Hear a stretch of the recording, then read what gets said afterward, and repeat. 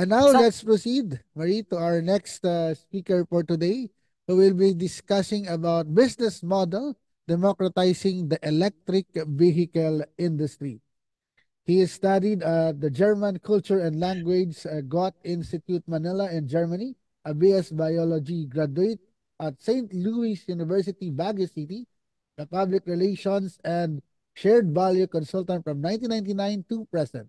Currently, he is the president of Partnership for Clean Air, PCA, Concerned Citizens Against Pollution, COCOP, Consumer Rights for Safe Food, or CRSF, and co-chair of NCR Airshed Governing Board. Please welcome Mr. Rene Pineda. hi, Thank Rene. thank Nice to you. see you Thank you, back. David. Thank you, Marie. Thank you, friends and colleagues. It's really very encouraging to hear the report of our colleague from the Department of Energy. And at least we are relieved by some developments that we know of, and how we wish he would have time to really hear and appreciate our proposed business model that is not within the scope, that is not within the policy direction of the department and industry. So let me begin by walking you through the current business model for electric vehicle in our country and even globally. Number one, current business model is range anxiety. What is this range anxiety? Range anxiety is a is a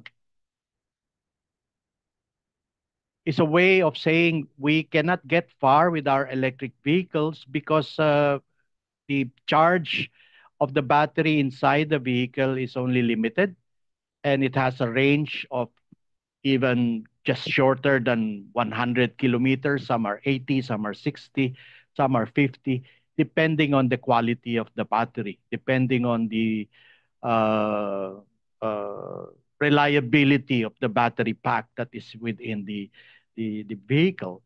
So this is the main factor of the business model, why it cannot get ahead and why it cannot really get popular. Many consumers are afraid of uh, the range, no, but they are not certain whether they can still move on after a few miles. And then the largest business model that is in the current situation now is when you procure electric vehicle, the batteries is included in the costs.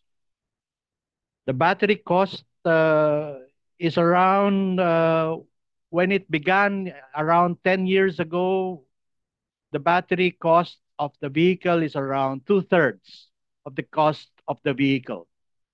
Owing to the development in the batteries, as reported by our Director Patrick Aquino, it has gone down from one-third to one-fourth. We're not even certain because the electric vehicles are still very costly, and the batteries that are in these vehicles are not uh, reported as costing only this much. And it was reported also that waste management is a big problem, as articulated by our colleague Gigi Chua, that really we're just adding burden to the environment when we accumulate a lot of wasted batteries. Like our cell phones, it's also powered by lithium ion.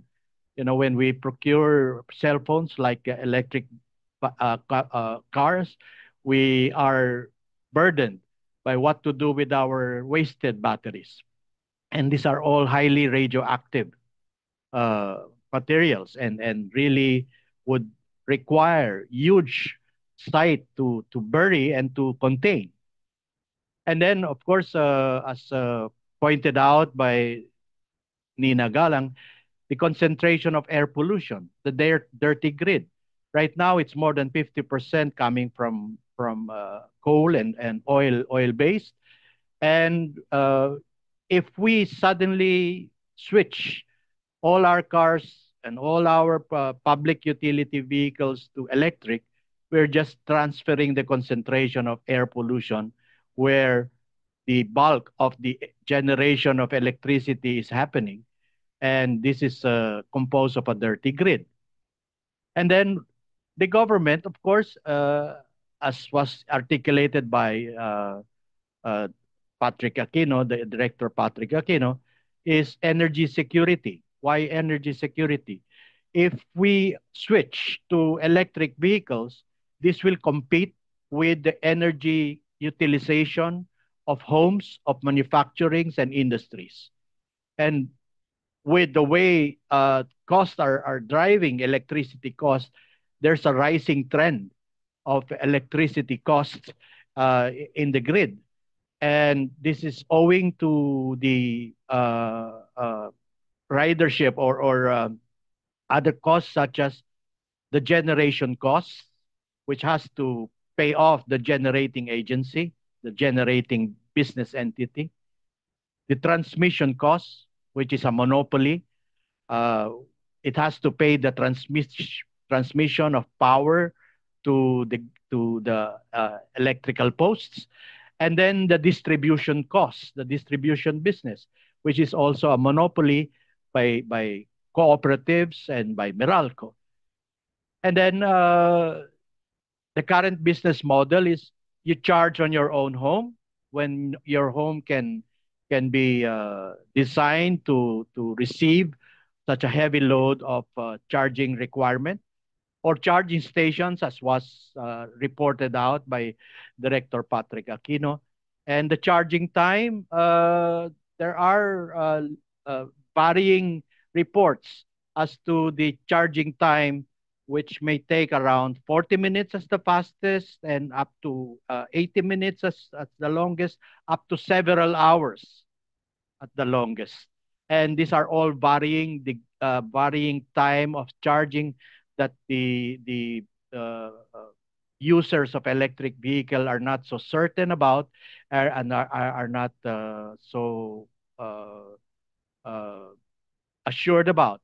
And this current business model, these points that we have raised, really negates the fact that let's go electric. With all this mentioned, we are constrained, and we are discouraged from having to go electric because of this current business model. Okay, Director Patrick has articulated the EBITDA law. Let me just read what the report of the DOE, as was published in a report. The published electric vehicle charging stations tariff of the DOE revealed that the charging costs for electric vehicles utilizing direct current technology have been established at 2660 per kilowatt hour, whereas the average fee for those using alternating current is 2785. Moreover, the fee for battery swapping stations, a facility where EV users are permitted to exchange their near empty discharge battery with a fully charged battery, is 53.46 per kilowatt hour. Wow, so expensive. The DOE then conducted a detailed breakdown of the EVCS AC charges, revealing that the electricity fee accounted for the largest share, which is at 40.8%. Other components included the service fee, 23%, maintenance fee, 12.7%, administrative fee, 12.1%, and remaining 10.7% allocated for value-added tax. In case of the EVCSDC, the breakdown revealed that the electricity fee constituted 44.4%, with a service fee of 14%, maintenance fee at 19.1%, administrative fee at 11%, etc., etc., etc. If we take a look at this data or this report, this is all saddled by the one that I mentioned, the generating business, the generating cost, the transmission cost, the transmission business, and the distribution cost. All are a rider to this cost of battery charging. Meaning, the battery charge, the electrical charge, or the energy that is charging the battery has to reckon and has to pay for the generation charge, the transmission charge, and the distribution charge. Nothing wrong with that because that's the law and that's the franchise of all these companies allowed by the government to uh, shape the ecosystem of the energy utilization in our country, not just in our country, but all over the world, minus China, of course. Now let's do some assumptions. The type and model of the vehicle, as well as the charging station being used, all affect how much kilowatt hour is required to charge an electric vehicle fully. For example, smaller and lighter vehicles need less energy to go 100 kilometers in an electric automobile, which typically requires between 11 and 19 kilowatt hour. So 11 and 19, that's 30. Middle ground is 15. So assumption, 15 kilowatt hour is required as a charge of the battery pack to run for 100 kilometers. That's the range. Hopefully, it can run as long as that. Multiply by the amount reported out by the EVIDA, you will arrive at this cost. 801.90 per 100 kilometer, that's 8 pesos per kilometer. Maybe cheap. 15 kilometers, 2660, 399 over 100 kilometers, 3.9 per kilometers. 15 kilowatt hour, 12 pesos, 180, 100 divided by 100 kilometers, that's 180. And this 12 is the energy charge or energy cost when you reckon with charging your car in your home, because that's the cost of energy electricity in the grid in the homes by Meralco. But let us not be disillusioned by these assumptions.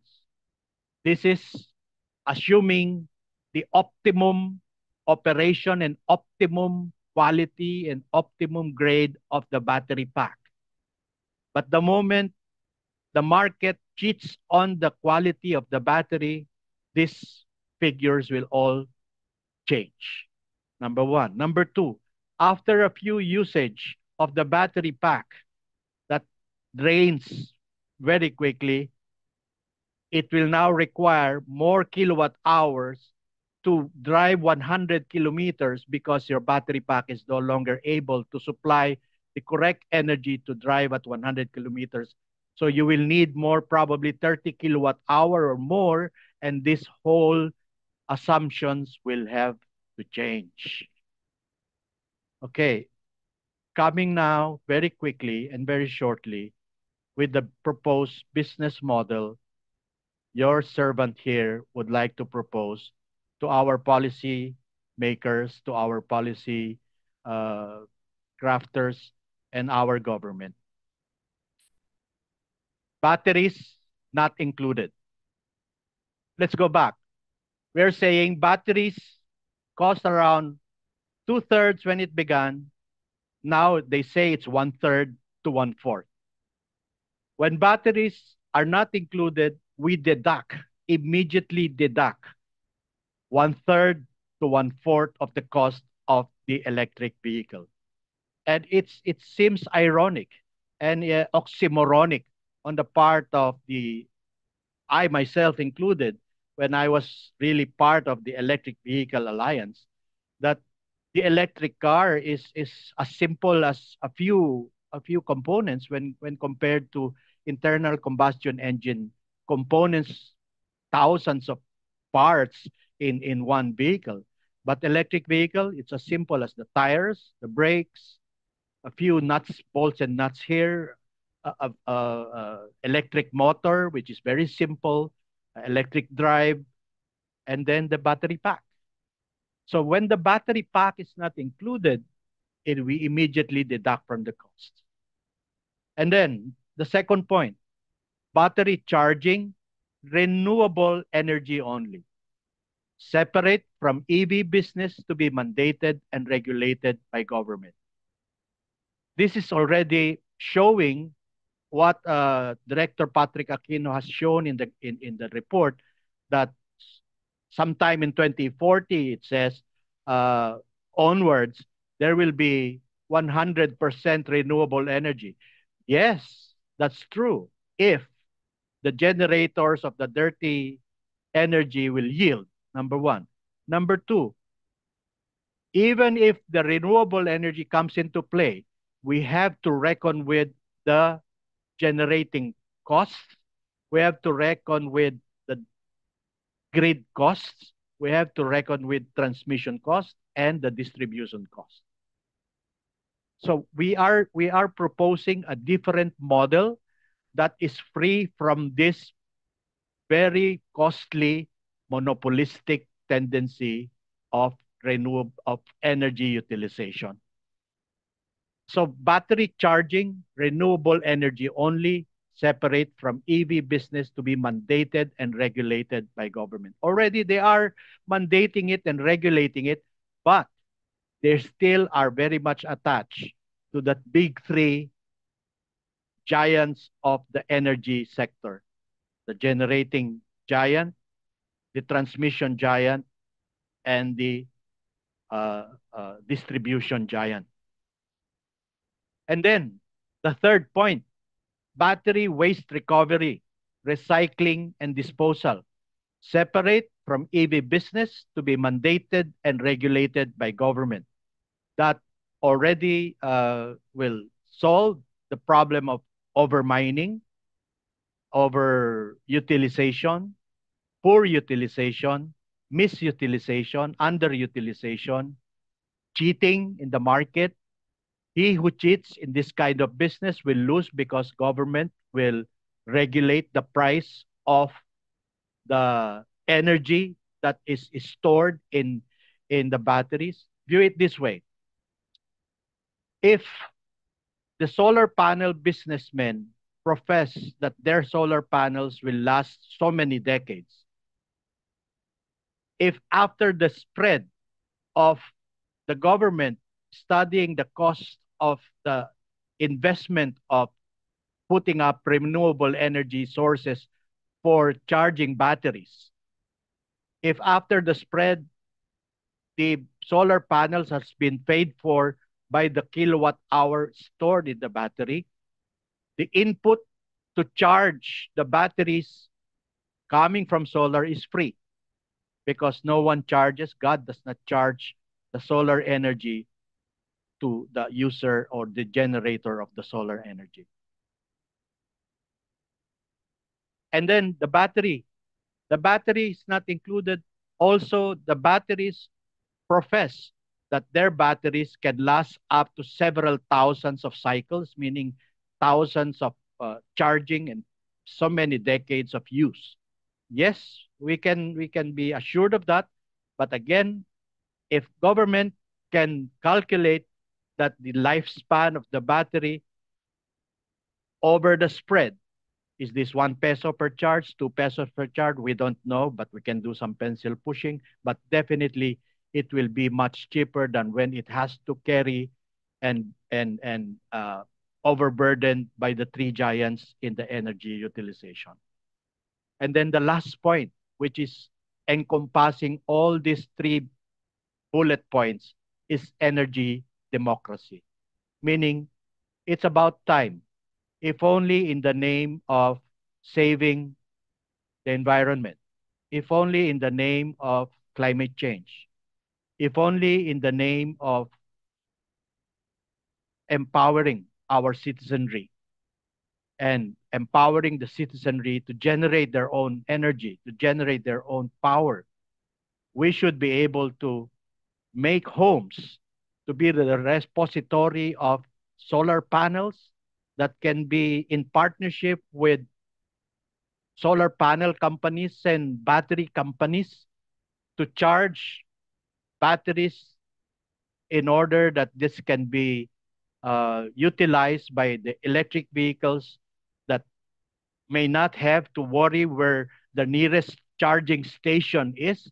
But if most homes already are available with charging and and dispensation selling of the charged batteries, then this will change the whole ecosystem of the electric vehicle industry.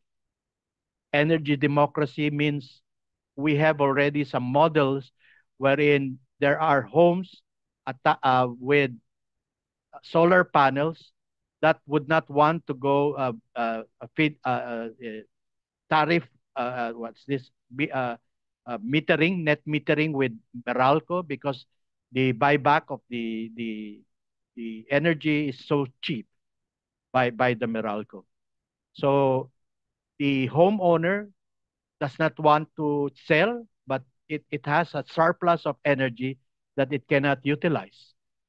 So this can really change the entire ecosystem of energy storage, energy generation, energy utilization, if we can achieve energy democracy. This is a new business model, and this is game changer, and this is really will really rock the boat. But it's about time. It's about time that we send the message to our government that this is what we wish we can do in order that we can save the environment and protect the environment and empower our people with so much leeway and so much economic uh, uh, opportunities in order that everyone has a stake in having to achieve sustainable development. So with that, I leave the floor open for some questions, and thank you so much for the opportunity. Thank you, Rene. But the questions will come later after the other speakers. Yeah. Yes. That is the way we do it. Yes. Okay. Thank you. All right. Now to present a consumer's view on solar rooftop energy, which will have an impact on facilitating popular use or mainstreaming of e-vehicles. We have another Balik Forum from last month's Kamayan. Like Rene here, he was also in Kamayan last month, where, if I remember correctly, she spoke about the huge contribution of vehicular emissions to global warming. Her expert knowledge on different topics stems from over 20 years of experience in the environment sector, where she has contributed her technical expertise in air quality research and monitoring through her chemistry and environmental science background. She has a doctorate in environmental science and engineering, air quality, from the Gwangju Institute of Science and Technology, or GIST, South Korea. Sorry.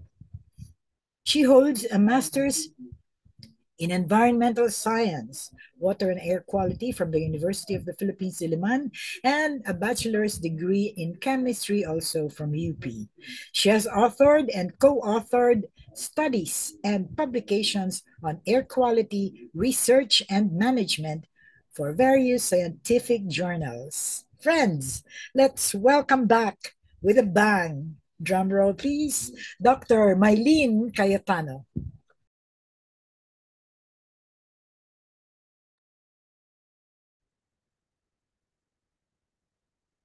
Maraming salamat Green Convergence sa pag-imbita sa akin sa ating Kamayan Forum para maglahad ng aking karanasan bilang consumer ng solar rooftop energy. So naatasan ako na magpresenta tungkol sa aking pananaw at experience sa pagkakaroon ng solar rooftop energy. Ako si Mylene Cayetano, Professor and Scientist sa University of the Philippines, Diliman, Board of Trustees ng Partnership for Clean Air, representing researchers for clean air.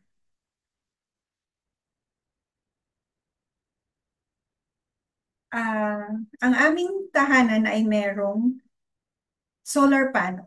So, ito pong presentation na ito ay hindi sponsored, kaya hindi ko nababanggitin kung anong brand ng solar panel namin. But, ang aming solar panel ay merong 5 kilowatt capacity. 5 kilowatt capacity kapag peak, kapag peak hours. So, ibig sabihin nagpa-fluctuate siya dahil nga galing sa sun, galing sa araw. Ibig sabihin, pag umaga, medyo mababa pa yung enerhiya namin. Then, kapag dumating na ng tanghali, tumataas na siya at ang peak niya ay umaabot ng 5 kilowatt.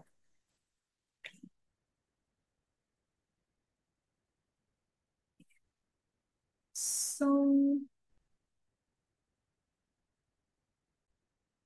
ayan, dahil 5 kilowatt yung power ng aming solar panel at kung ito ay mag-generate ng power sa loob ng 8 hanggang 12 oras, ito ay makaka-generate ng energy.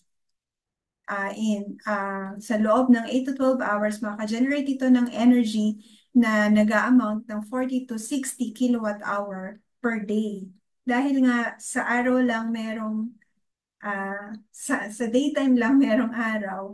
So, hindi 24 hours yung solar. Pero, kayang mag-generate ng solar panels namin ng 40 to 60 kilowatt hour per day.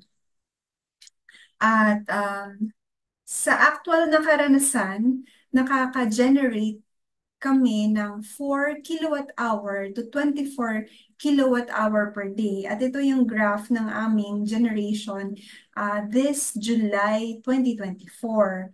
So, ibig sabihin, yung kakayanan ng aming solar panel ay 40 to 60 kilowatt hour per day. Pero, ang nagagamit lang namin na enerhiya ay 4 kilowatt to 24 kilowatt hour per day. Kasi ito ay base sa actual na kagamitan na gumagamit ng energy sa isang araw. So, ibig sabihin, meron kaming surplus na 16 to 36 kilowatt hour per day. At itong surplus na to, may sobra pa kami. Ibig sabihin, kung marami pa kaming appliances na electric, kaya pa namin ma-accommodate dahil meron pa kaming sobra na 16 to 36 kilowatt hour per day. At kung i-multiply ito per month, merong surplus yung solar panel namin na 480 to 1,000 kilowatt hour per month. Okay, so kung may surplus kami, ibig sabihin, kaya pa namin mag-accommodate ng electrical equipment or appliances. Okay, example ng aming generation per day. Kasi nga, umaga hanggang gabi, yung sun naman, hindi siya palaging naka-peak or nakatutok. So, katulad kanina, umuulan, kaya nagpa-fluctuate din yung aming energy use, pati na rin yung power, pati na rin yung energy generated. Pero normal lang yun. Dahil nga galing sa araw, sun power yung bahay namin. Sa loob ng nakaraang 6 na buwan, ito yung comparison ng aming monthly energy na nanggagaling sa grid. Yung kulay blue ay galing sa grid at yung kulay red naman ay galing sa solar. So kung titignan natin, halos nagkakapareho sila nung February tsaka nung March ng kasi sa daytime gumagamit kami ng solar, sa nighttime naman gumagamit kami ng grid at naka-aircon. So wag na lang natin pansinin yung pagbaba ng solar energy dito noong April kasi pina-preventive maintenance ko siya at nawala yung aming solar panel. Hindi pa na nawala, na-dismantle, dinismantle yung solar panel namin noong sa loob ng 20 days. So, ibig sabihin, mga 10 days lang itong generation na to. At ito pa yung tag-init, no, yung mga heat wave.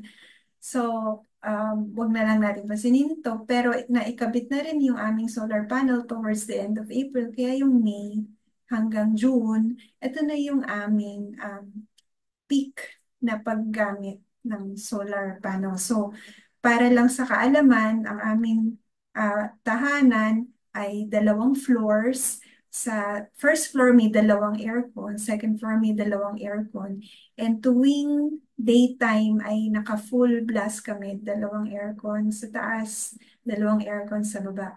So, maximize namin talaga yung solar energy, pero meron pa rin kaming surplus, katulad nga ng binanggit ko dito.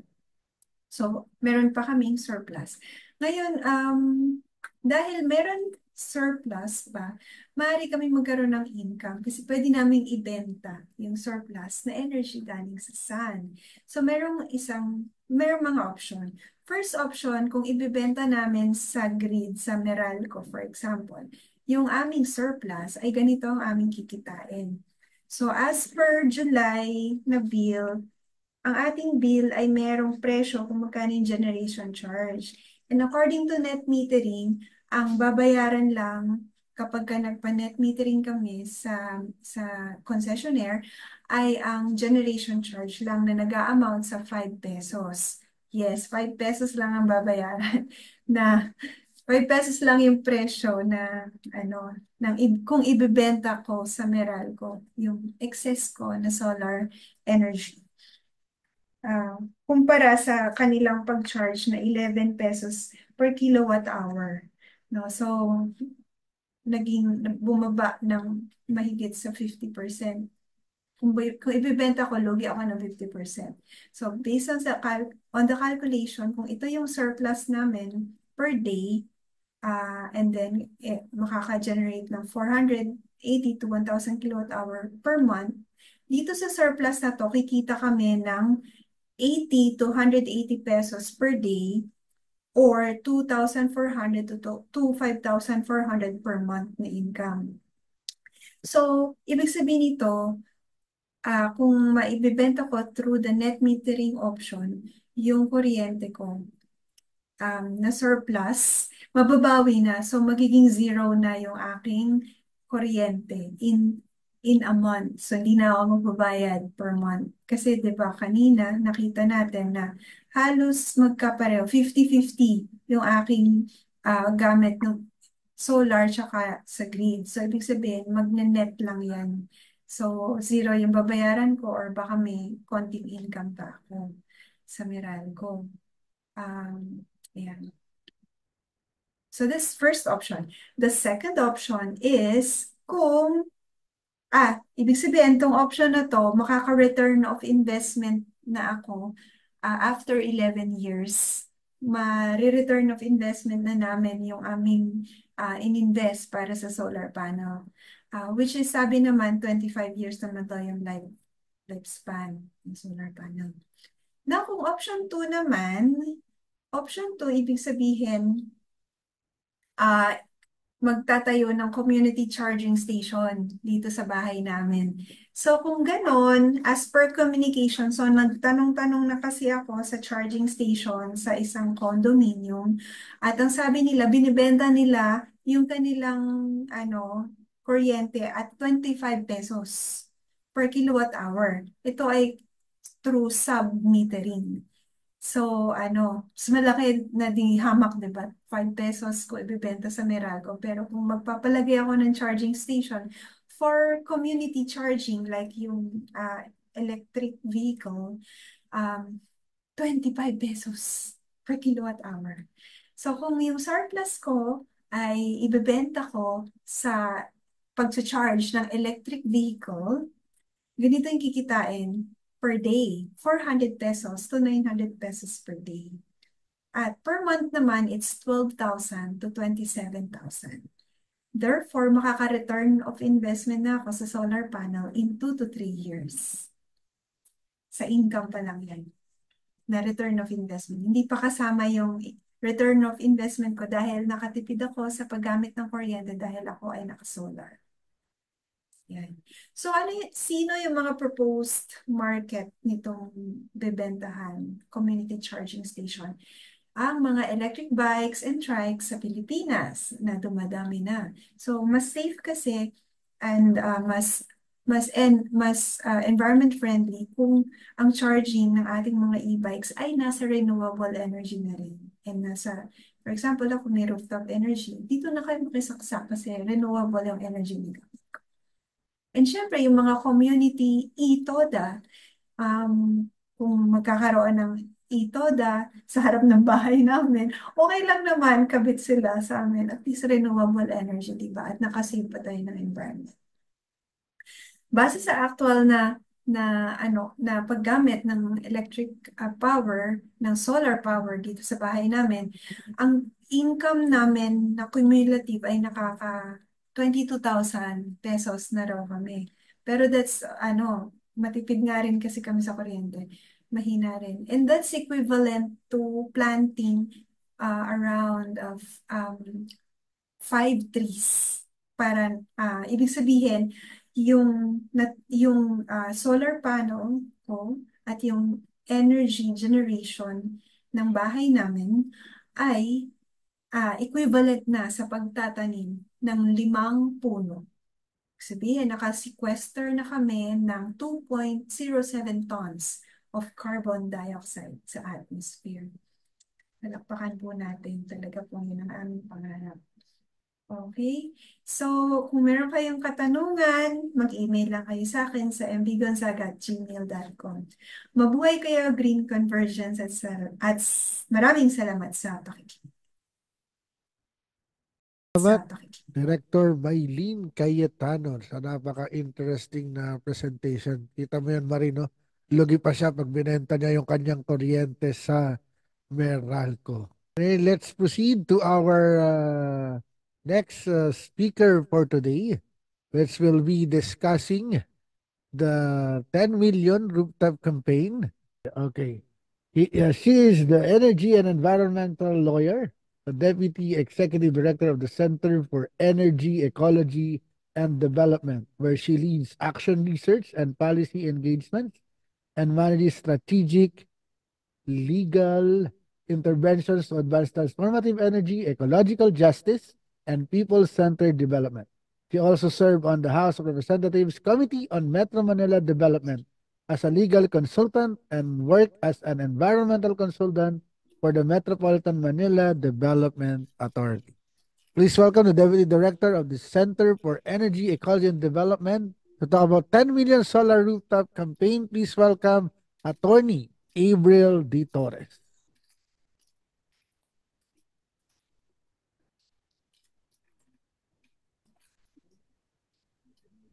Hello po, good afternoon. I'm so sorry. I think hindi po nabanggit or hindi na-catch earlier, but Attorney Avril actually has a conflict right now. I'm standing in po for her, and so sorry for the last minute change, but No problem. I'm the campaigns head of the Center for Energy, Ecology, and Development. Despite the unfortunate change in our representation today, we are very grateful po from SEED to be invited again to the Kamayan Forum. And I'm happy to share about the campaign. If you don't mind, please allow me to share my screen lang po, no? So yes, hello po. Again, we are from the Center for Energy, Ecology, and Development. We are a think-do organization that advances the energy transformation in the country, but also ecological justice and people-centered development. And SEED nga po is one of the groups that are behind what we recently launched. It's called the 10 Million Solar Rooftops Challenge. And we're very happy for how much support this initiative has gathered so far, including from the community of Green Convergence. To introduce a bit, ito nga po, we launched it just last Tuesday, July 16, with a forum called the Summit for Clean and Affordable Renewable Energy, launching the 10 Million Solar Rooftops Challenge. What it is about, we are working in the context po, of an understanding. We've been hearing it all throughout today from the presentation pa lang po ni Sir Patrick earlier, and then our next speakers as well who really dive deep into the potential of renewable energy. But we are in the understanding po no that today renewable energy has a very abundant potential and a promising future in the Philippines.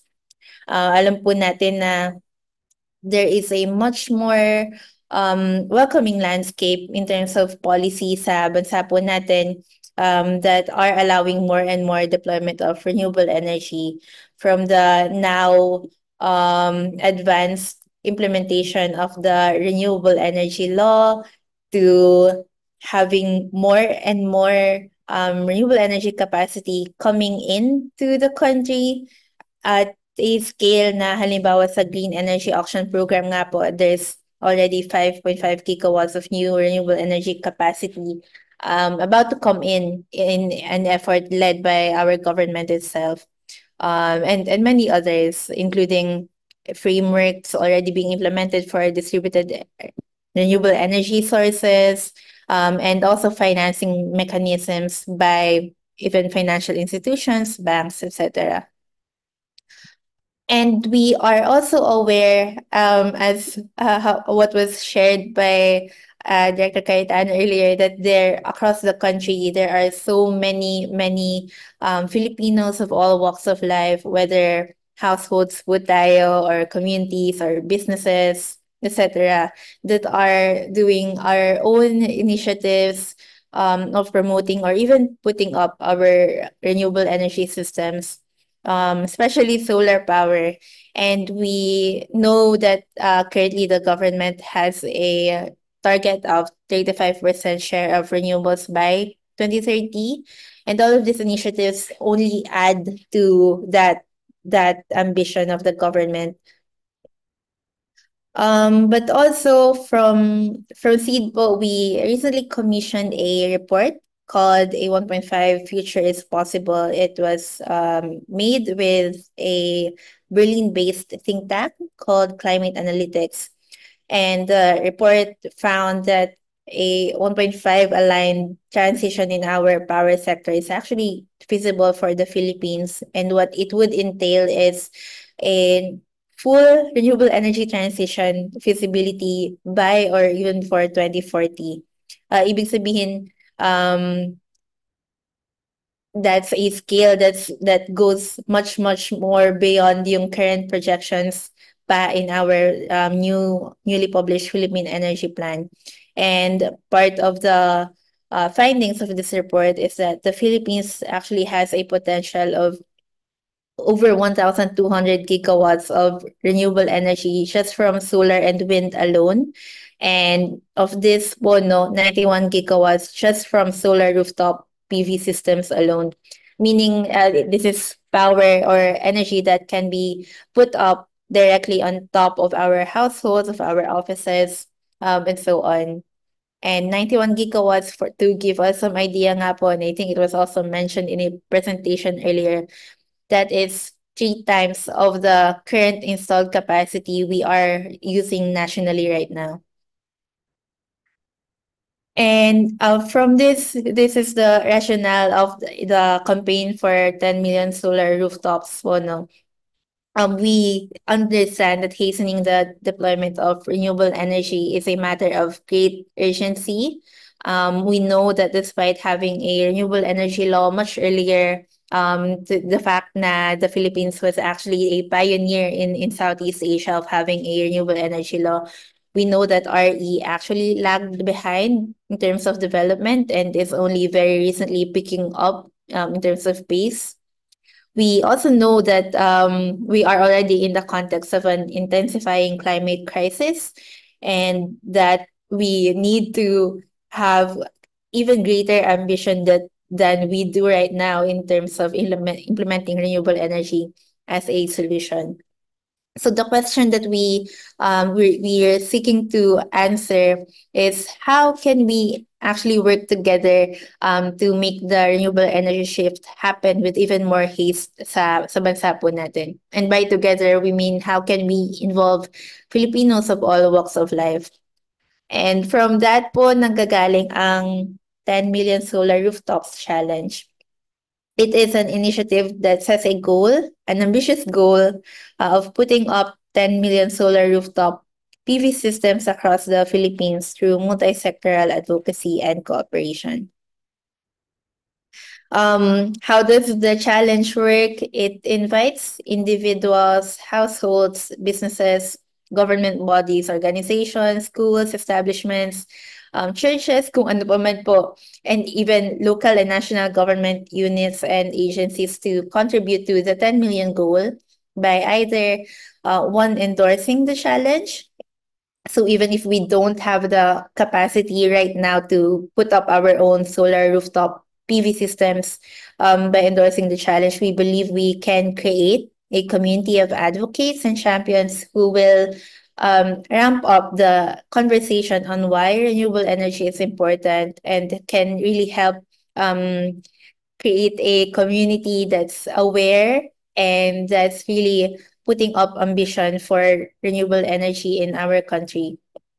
Second way of being part of the challenge is to pledge to invest or put up our own solar rooftop PV systems, or to pursue programs and projects for solar rooftop PV in our own facilities or in communities and sectors that we serve.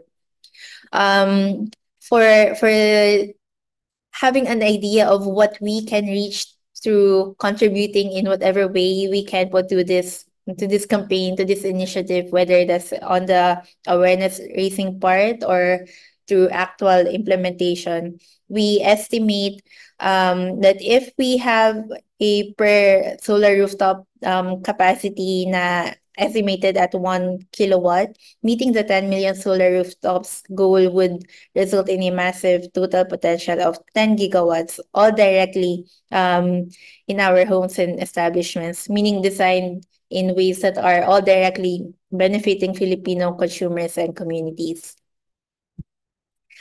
From that, what do we hope to achieve? Ito po, no, there are 4 things that we seek to achieve through the challenge. For the first one, we want to be able to concretely and really meaningfully contribute to the renewable energy transition through the 10 million and therefore at least 10 gigawatts goal for renewable energy. And by doing that, we say that we are helping send a market and policy signal on the kind of energy that more and more Filipinos are wanting, which are renewable energy. Secondly, we want to be able to help raise awareness on challenges and opportunities for distributed renewable energy, and also in this manner also allowing and empowering more Filipinos to take part in this advocacy. Third, dahil nga po alam natin napakarami na ng in and of themselves are already advocating and implementing the renewable energy advocacy, we want to be able to celebrate the diversity and impact of ongoing and upcoming initiatives. And fourthly, we want to be able to help amplify and ramp up conversations on DRE in contribution to the whole conversation then on shaping Asia's energy transition sa Pilipinas. I think I'm coming to the last few slides. How can we take part po? Ito yung very initial. There is a form that I'm putting up in the next 2 slides. 2 ways to take part in the challenge right now. The first is to become an endorser, and by that we ask that whether you are an individual or on behalf of an organization or a community or whatever other affiliation po, to publicly issue support for the goal of putting up 10 million solar rooftops nationally. And secondly, by becoming a solar champion. So that means registering either a pledge or an existing or upcoming initiative for putting up solar facilities. So ito po, these are links we can go to if we want to have support, or we are able to endorse and express support for the campaign. This is for those who are able to endorse, whether as individuals or on behalf of your respective affiliations. And then this is the link for supporting through registering an initiative to be part of the 10 million solar rooftops goal. To end with the presentation, I'd like to share lang po a video of what took place during the launch of the 10 million solar rooftops challenge, and in a way also to invite everyone to be part of this advocacy.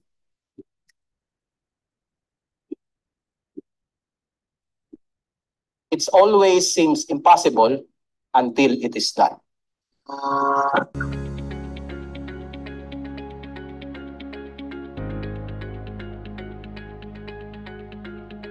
10 years ago, ang sabi nila, imposibleng talunin ang 55 coal plants. Imposible na i-redirect ang bansa natin towards more renewable energy. And we did that.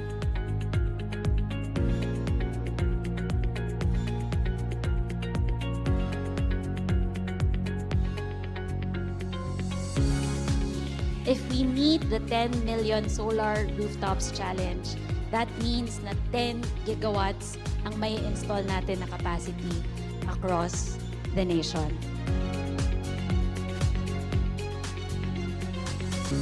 This day is a very historic day.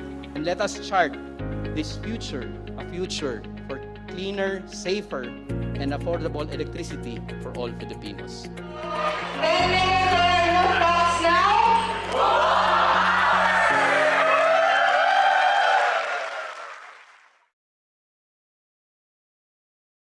With that po, I'm ending our very brief sharing here, and thank you so much po again for giving us time and space to share about this initiative. Maraming salamat po.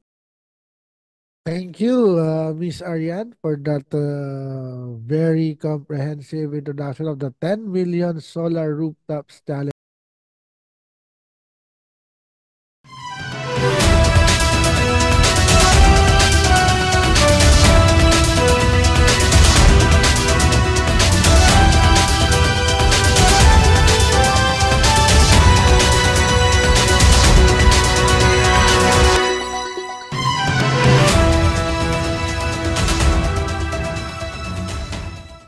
President Victoria Segovia, to all the members of the Green Convergence for Safe Food, Healthy Environment, and Sustainable Economy, esteemed stakeholders, partners, and guests, a pleasant day to you all. This Kamayan Forum is a testament to your commitment to helping our communities build a fossil fuel-free environment and move our country towards a greener future. As a staunch supporter of energy transition, and your ally in the Senate, I am committed to working alongside all of you to transform our transportation sector. The rise of electric vehicles hold immense potential, and I am honored to have played a pivotal role in championing the Electric Vehicle Industry Development Law, which contributes significantly to its advancement. This law provides a roadmap for building a robust and sustainable electric vehicle ecosystem in the Philippines. Rest assured, I am fully committed to building a greener and sustainable future for the Philippine automotive industry. Thank you, and I wish this event a resounding success. Let's win this together.